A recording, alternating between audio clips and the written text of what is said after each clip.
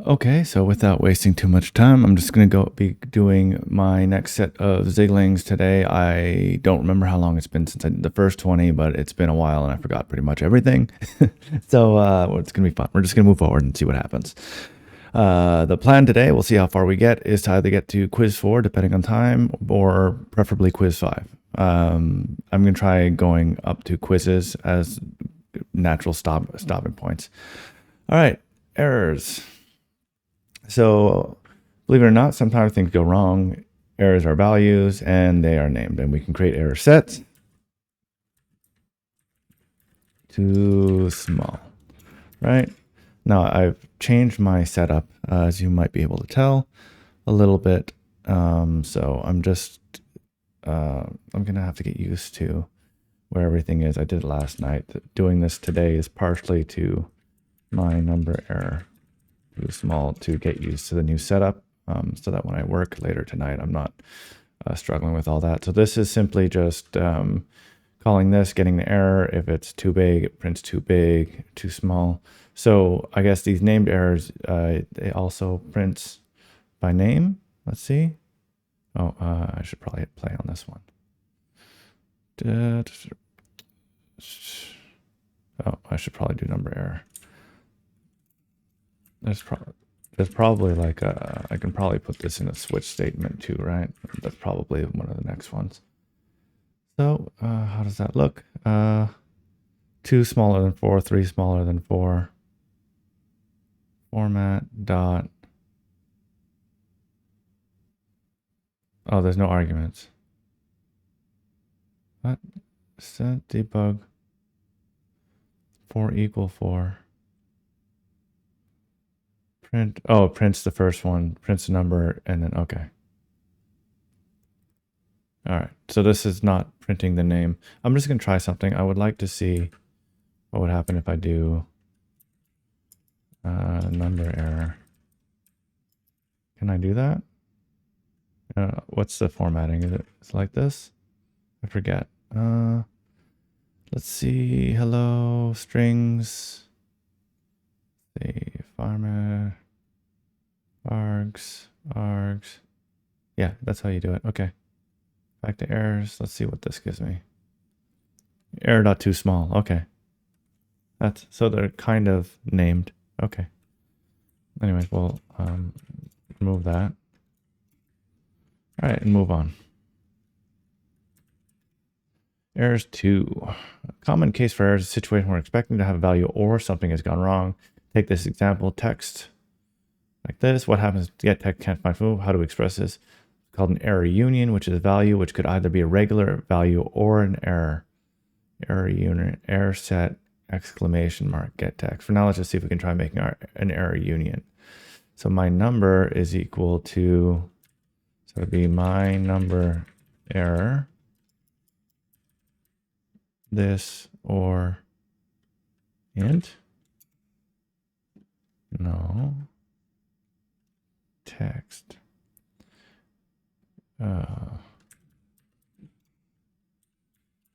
What? UN. I see. All right. Just I16, right? It's like this.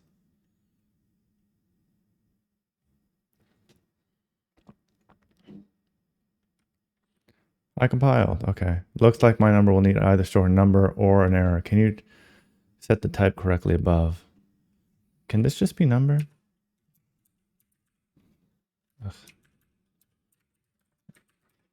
No, you can't. Okay. Well, I16 worked. I want to just look at types. I don't see types. It doesn't matter. Let's keep on moving. I'll figure it out. One way to deal with error unions is to catch any error and replace it with a default value. Foo can fail catch 6. Can fail fails. Foo will equal 6. So that they just want us to change this word to catch. So too small. So this would be U32. So it'd be my number error U32 like this. And this would probably be what I'm looking for, right? Yeah, Catch 22. I see what they did there. Catch 22. Yeah, cool. So that worked out okay. So catch, that's default value. That's actually pretty cool. I like that. I'd be using that quite a bit. Using catch to replace an error with the default value is a bit of a blunt instrument, and it doesn't matter what the error is. Catch lets us capture the error and perform additional actions in this form. Catch error lambda, kinda, right? Yeah, this looks like a lambda. My number error. The catch 0 below is a temporary hack to deal with make just rights. Return error union for now.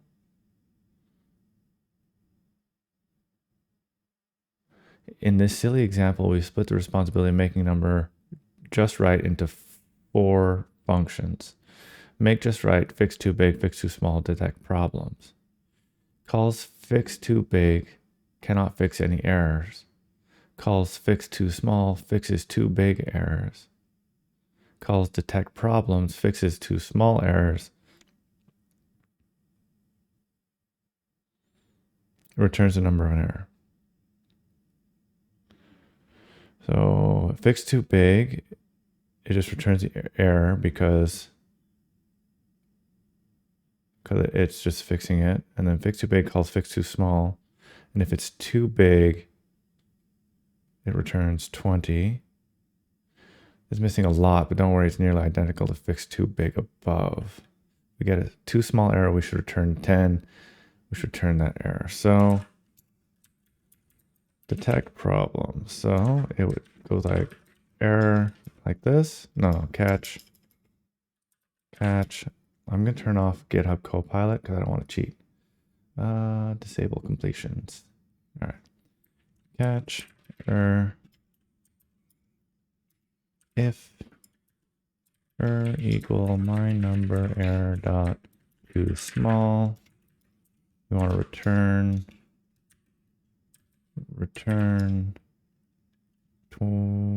10. And then we otherwise return the error like this. What? Oh, there's a semicolon here. Like that. That looks right. And then here. I just heard something happen. Kid's still asleep, so we're okay. We're all good. All right, so this looks good. So this should print what? 44 should be if too big. It should return 20. Should return 20, 14, 10, I think is what it's going to print, right? 2014, 10. Good. All right. We did that. Okay. Now, errors 5. Zig has a handy try shortcut for this common error handling pattern. Can fail, catch error, return error. Try can fail, which can be more compactly written as try can fail. Oh, no, stop. So this just immediately pops the error up. Makes sense. So my number error, too big, too small, add 5, too big, too small. This is the same thing, 10, 20. Return any error which might come back from detect. So do I just do try here? Ugh, there, like that.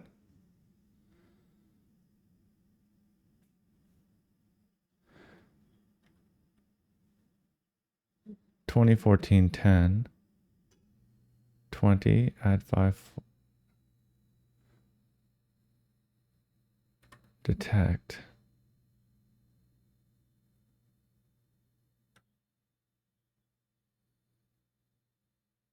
2014 10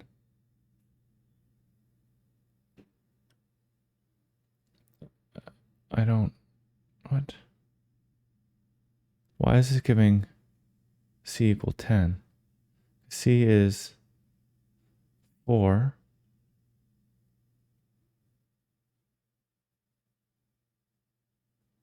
I don't get it. I don't understand why this is oh, I'm running the wrong one. 0, 19, 0. That makes sense. Yeah. 0, 19, 0. Okay. I was just running the wrong one. Yeah, so that makes sense. So this just pops this error up. So if you don't want to deal with errors and you just want to propagate, you can do that. Okay, makes sense. I don't know how I'm not a big fan of running errors everywhere, but I do like I null check a lot of stuff in C++, which number errors, explicit errors like this would remove the need to null check everything, possibly. Anyways, great news. Now we know enough to understand a real hello world program in Zig, one that uses a system standard out resource, which can fail. Import standard. Okay, let's start this one again. So we're apparently the standard can fail. Take note that this main definition now returns void rather than just void. Since there is no specific error type, this means that Zig will infer the error type. This is appropriate in the case of main, but can make a function harder.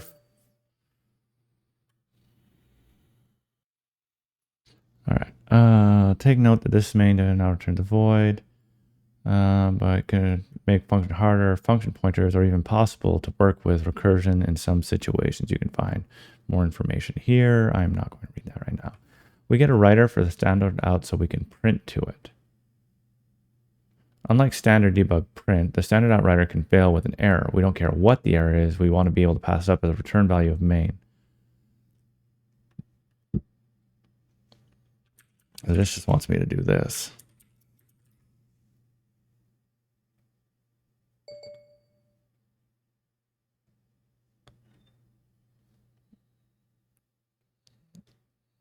Didn't click play.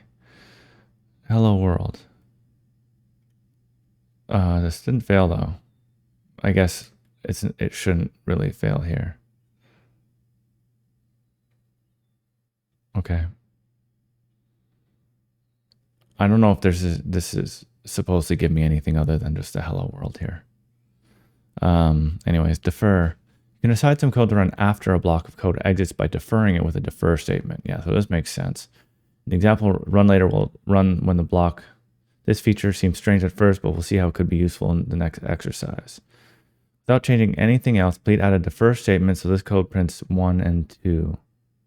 Okay, so we just want to do defer. We just want to do that, right? 1, 2. Okay, all done. Defer 2. Now that you know how defer works, let's do something more interesting with it. So we get a list of animals, GCDDGZ, animals. For every animal, we print the animal, and then we print done. Like this function is supposed to print an animal name in parentheses, like goat, but we somehow need to print the end parentheses, even though this function can return in 4 different places. So we just put a defer. All it's saying is put a defer here, basically. Yeah. Right? That's all they want us to do. Yeah, like that. Done. So this is the defer gets printed after every return statement. Error defer. Another common problem is a block code that could exit in multiple places due to an error, but then it needs to do something before it exits, typically to clean up after itself. An error defer is a defer that only runs if the block exits with an error. Error defer cleanup. The cleanup function is called only if the try statement returns an error produced by can fail. Okay. Import, yes. Errors. Okay.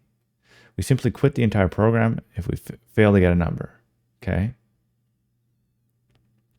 Getting number. Please make the failed message print only if the make number function returns. So error defer. Try get number. Try increase number.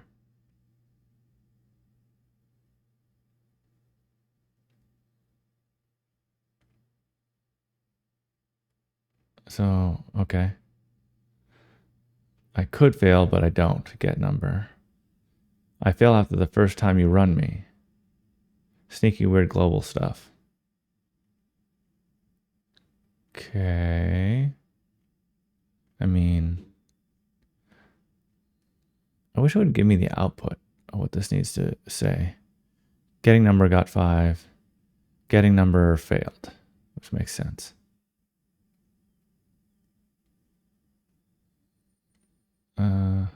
Only if make number, sorry. Function exits an error. Make number. I thought it said get number. That makes sense. Okay, that's done. Switch. Switch statement. The switch statement lets you match possible values of an expression and perform a different action for each switch. Switch value. Stop it. Stupid fucking case. So we're using arrows. I don't like arrows too much.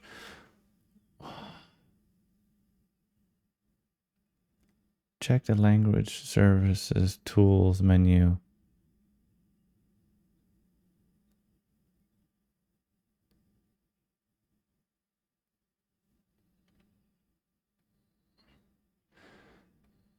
Language servers tools menu. Tools. I don't see language.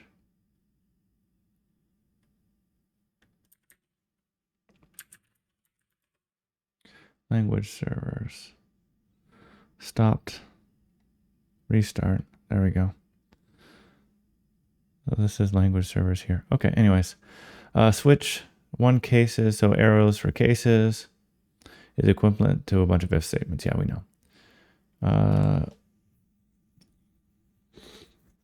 Please add an else to this switch to print a question mark when C is not one of. So what is this? Else arrow standard debug print question mark.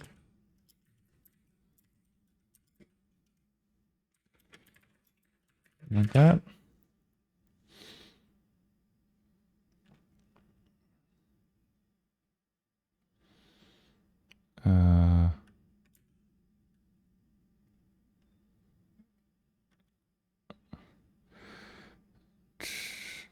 What? I could swear I change this. What?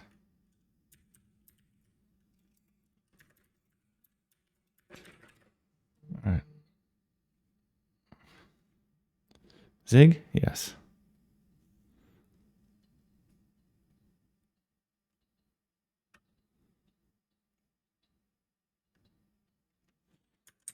Sorry about that. All right, so that worked out okay. Switch to. It's really nice that you can use switch statement as an expression to return a value.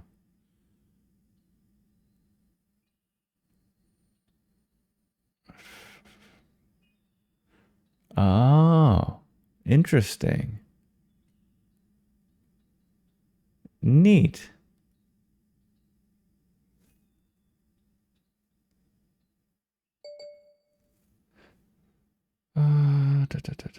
Neat. Okay. Please add the else this time. So we want else like that.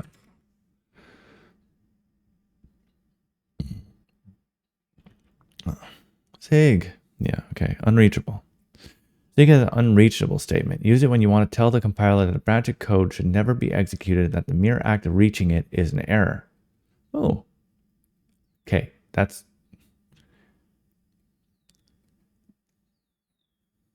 selecting.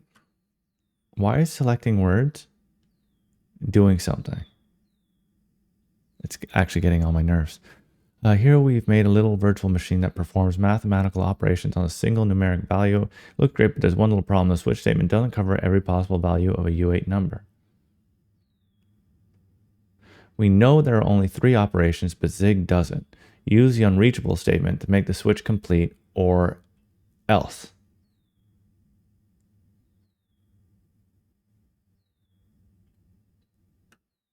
I think it wants me to do what, this?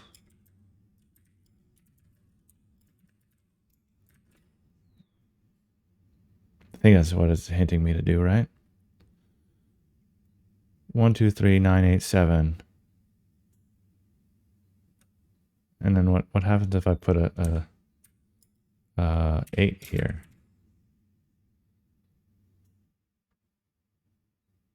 Yay, it panics. Reach unreachable code. Cool. I think that's what it wanted me to do anyway. Cool. If error. Let's revisit the very first error exercise. This time we're going to look at error handling variation of the if statement. If foo value, foo was not an error, value is the non-error value of foo, else foo was an error. Well,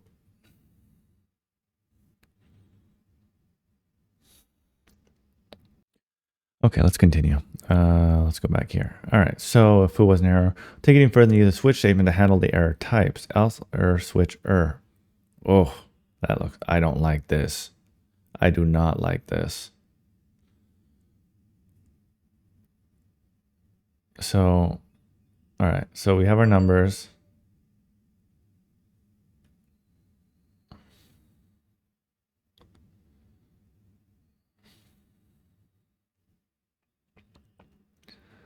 Print the number.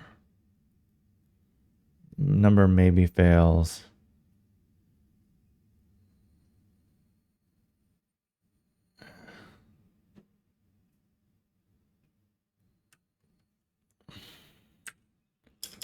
And then this just wants me to do my number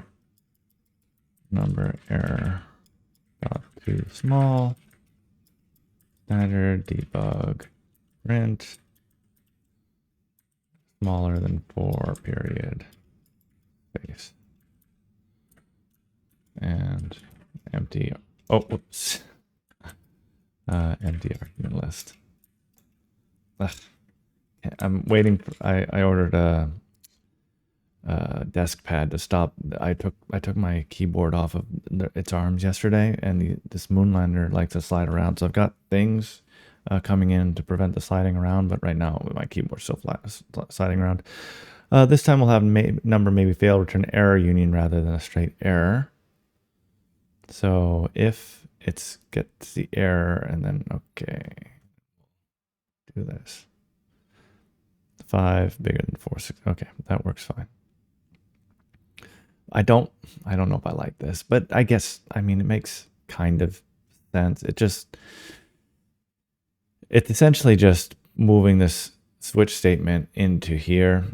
I guess it makes sense if you want it to be small. Anyways, quiz time. See if you can make this program work. Solve this any way you like. Just make sure the output is mynum equal 42. We get the error. We try to print this. Get number. If false. Okay, so what's it giving me right now? Let's see what the errors say. Expected U30 found 2, but found chemical union to payload type.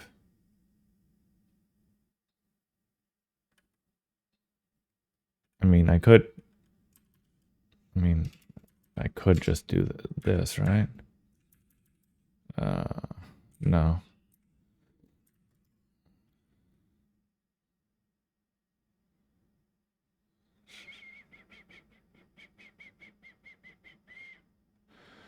Cannot convert error union to payload type. Try catch or if.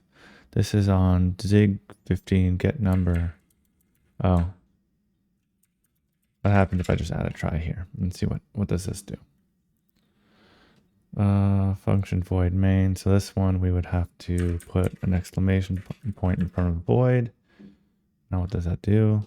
mynum equal 42. So that worked. Yeah, I'm not gonna do any more than that. But like I could have like put a catch inside, or I could have just deleted this because it's always false. But I think this is the intended way. I think it wanted me to put a try and a thing there like that. Okay, enums. What time is it? 12:30. We're making good time. We're making decent time. We can probably get to quiz 5. Enums. Remember that little mathematical virtual machine we made using the unreachable statement? Well, there were 2 problems with the way we're using opcodes. Having to remember opcodes by number is no good. We had to use unreachable because Zig had no way of knowing how many valid opcodes there were. An enum is it? Yeah, enums. They're enums. Okay. I don't know what. Let's use enum in place of numbers we were using in the previous version.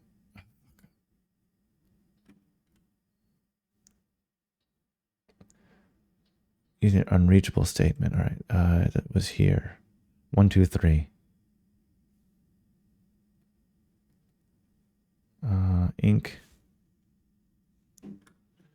I guess ink pow deck. Ink pow deck, right? Could have just looked at this. Please complete the enum. And then this will no else needed. Why is that? Because it's so that no else is needed because it's covering the entire set of enums and print current value. So let's play this. 1, 2, 3, 9, 8, 7.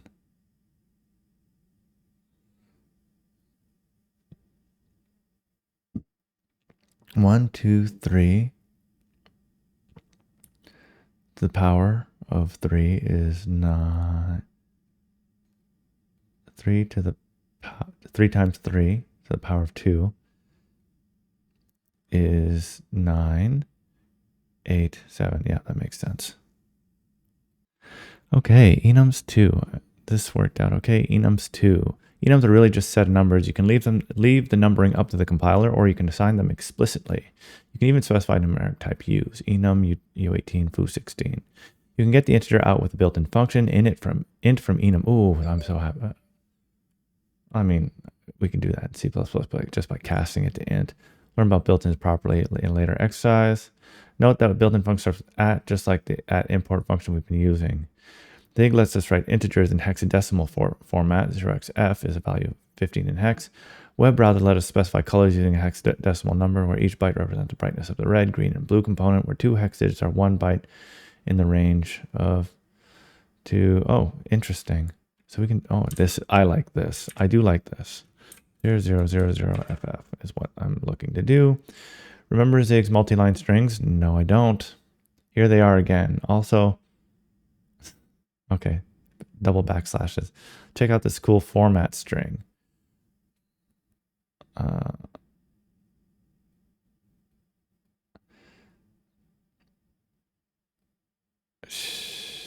X is type X is lowercase hexadecimal. Separator needed for format syntax. 0, padding character default is 1 space padding. Alignment aligns right. 6, width, use padding to force width. Please add this formatting to the blue value. Even better, experiment without it or try parts. Okay, so let's see. So let's just see what this gives us. Init from enum, color.blue. Color.blue. Okay, now let's run this. Now I'm going to play with this formatting a little bit.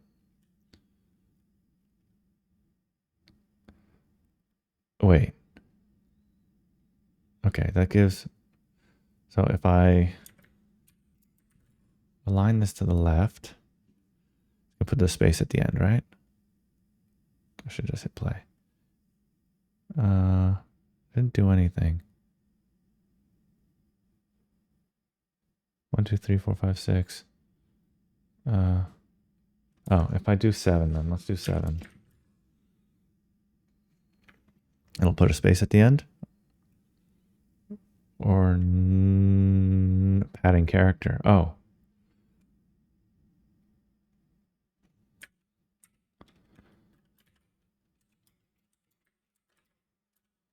What, if I do this, do I just put... Yeah, okay, so that does a bunch of color.blue. Oh, so, oh. Interesting.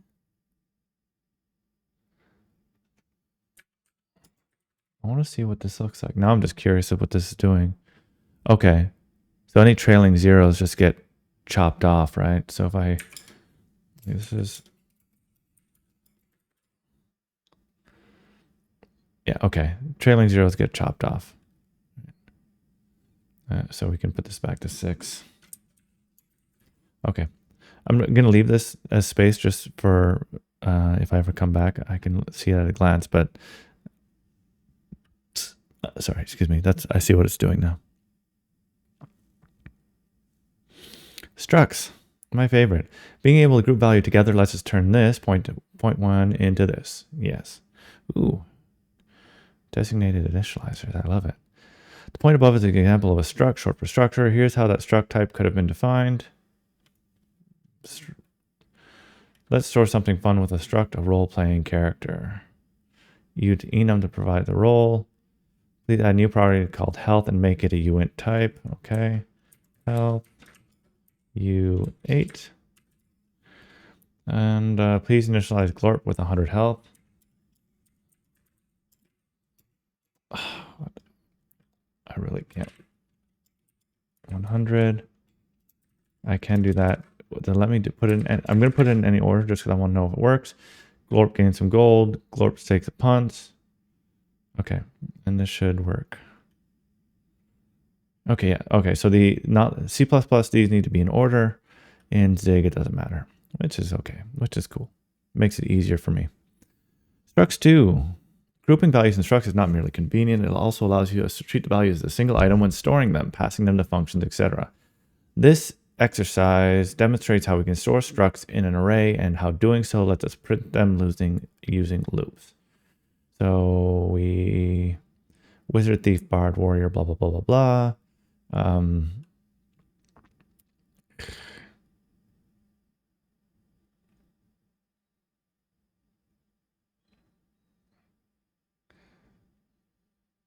All right, so I'm going to run this without doing it because I want to see what it does. Character 1. Okay. So it prints a bunch of garbage values because it's not initialized, right? Now I want to try something. What if I do, there's probably a way to do default values, to initialize this with default values, right? Instead of having to do this, but for now, let's just do this. All right, so let's add a new one. Characters 1 equal character, character role equal role dot bard dot gold equal 10 dot health equal 100 dot experience equal 20, and it should be 20 like that. And now if we run it again, we'll get sane values. Yeah, just like that. If you tried running a program without Zump as mentioned above, you get what appear to be garbage values in debug mode, which is the default. Zig writes a repeating pattern 10101010 in binary or AA and hex to all undefined locations to make them easier to spot when debugging. Interesting. Better than garbage values, I guess. Now, here, what happens if I do this?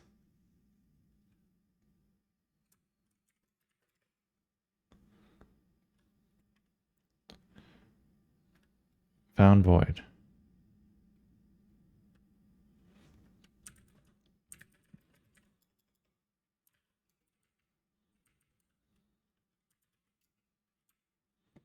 I'm just guessing. I'm just fucking around. Okay. Found 0. Okay. Now what if I do this?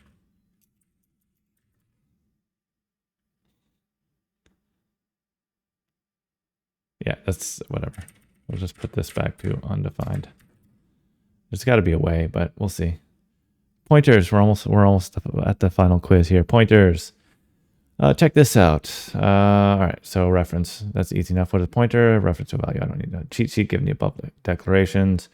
U8 pointer reference to foo bar dot the value 5 dereferenced value at bar a pointer to the value at foo, but bar dot star is how you I don't like that. It's annoying. Okay. For now, see if you can make this example work. So this is num1 pointer, num2. Please make 2 num equal to 5 using num1 pointer dot star like that. That's all that needs to be done. Yep. All right. I would much prefer, I like the star at the front, but you know, it's not a big deal. It's important to note that variable pointers and constant pointers are different types. Var foo, nfoo is type u, nbar is type const u8. You can always make a const pointer to a mutable value var, but you cannot make a var pointer to an immutable value, const. This sounds like a logic puzzle, but it just means that once data is declared immutable, you can't coerce it to a mutable type. You can always make a const pointer to a mutable value. Okay. Cannot make a var pointer to an immutable value. Okay, I see what it means. Okay. Think of mutable data as being volatile or even dangerous. Zig always lets you be more safe and never less safe. Fix this. Like that, right? That's all it wants me to do. Yes. Pointers 3. The tricky part is that pointer immutability var in const refers to the ability to change what the pointer points to, not the ability to change the value at that location. Const locked u8 equal 5, var unlocked u8 equal 10. Const u8 locked. Both P1 point to constant value which cannot change. However, P2 can be changed to point to something else and P1 cannot.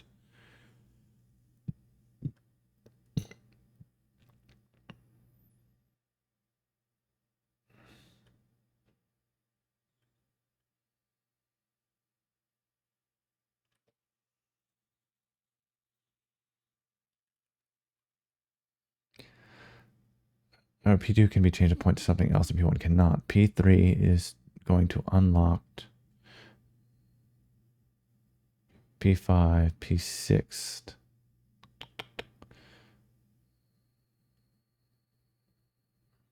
Here, P3 and P4 can both be used to change the value they point to, but cannot point at anything else. What's interesting is that P5 and P6 act like P1 and P2, but point to the value at unlocked. This is what we mean when we say that we can make a constant reference to any value. Please define pointer P so that it can point to either foo or bar and change the value it points to. So this would be var u8 pointer, right?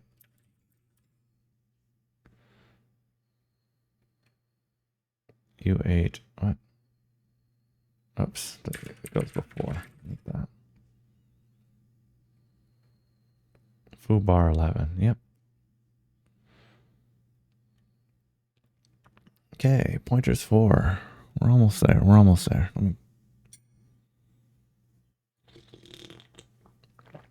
Let's see. Now let's use pointers to do something we haven't been able to do before. Pass a value by reference to a function. Why would we wish to pass a pointer to an integer variable rather than the integer value itself? Because then we are allowed to change the value of the variable. Pass by reference when you want to change the pointer to value. Yeah, okay, pass by reference. I know what pass by reference is. Pass a number reference to our function and print it. Yes. Now let's pass a reference to a specific array value. Okay, and print the array. This function should take a reference of value and set it. So it should be what? X dot star equal 5, right?